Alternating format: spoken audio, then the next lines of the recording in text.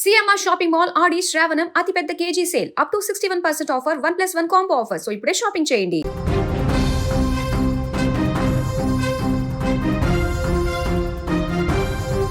Petrol bunk దగ్గర oil కోసం బేరాలు చేసే రోజులు చూసాం. ఆఫర్ల కోసం క్యూలో నిలబడిన వాళ్ళని చూసాం. కానీ నూనె ట్యాంకర్ బోల్తా పడిందని తెలిసి బకెట్లు క్యాన్లు పట్టుకొని రేస్ పెట్టిన జనాలను ఎప్పుడైనా చూసారా? మధ్యప్రదేశ్లో అలాంటి సీనే కనిపించింది. ట్యాంకర్ యాక్సిడెంట్ అయ్యిందన్న వార్త కంటే నూనె ఫ్రీగా దొరుకుతుందట అన్న వార్తే వేగంగా స్ప్రెడ్ అయినట్లు కనిపించింది. ప్రస్తుతం ఈ వీడియో సోషల్ మీడియాలో ఫుల్గా వైరల్ అవుతోంది. మధ్యప్రదేశ్లోని గునాలో రోడ్డు పక్కన ఆయిల్ ట్యాంకర్ బోల్తా పడింది. ప్రమాదం జరిగిన కొద్దిసేపటికే అక్కడి పరిస్థితి పూర్తిగా మారిపోయింది.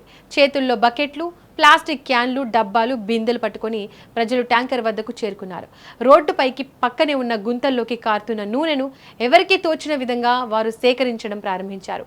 కొందరు వరుసగా నిలబడి నూనె నింపుకుంటుండగా మరికొందరు ఎక్కువగా దక్కించుకోవాలని తొక్కిసలాటకు దిగినట్లుగా వీడియోలో కనిపించింది. ప్రమాదం జరిగిన ప్రదేశం కొద్దిసేపట్లోనే ఓ మార్కెట్లా మారిపోయింది. ట్యాంకర్ బోల్తా పడిందనే విషయం కంటే అందులోని నూనెను ఎలా తీసుకెళ్లాలనే ఆలోచన ఎక్కువ మందిలో కనిపించడం ఇప్పుడు చర్చనీయాంశంగా మారింది. ప్రస్తుతం ఈ ఘటనకు సంబంధించిన వీడియోలు సోషల్ మీడియాలో భారీగా వైరల్ అవుతున్నాయి. కొందరు ప్రజల ఆర్థిక పరిస్థితుల కారణంగా ఇలా చేశారని కామెంట్లు పెడుతుంటే మరికొందరు మాత్రం ప్రాణాల కంటే నూనె ముఖ్యమా అంటూ ప్రశ్నిస్తున్నారు. ప్రమాదం జరిగిన సమయంలో భద్రతా నియమాలను పాటించడం ప్రతి ఒక్కరి బాధ్యత అని అధికారులు సూచిస్తున్నారు. రోడ్డు ప్రమాదాలు జరిగినప్పుడు ఆసక్తితో లేదా లాభం కోసం అక్కడికి వెళ్లడం కంటే సహాయక చర్యలకు సహకరించడం మంచిదని చెబుతున్నారు.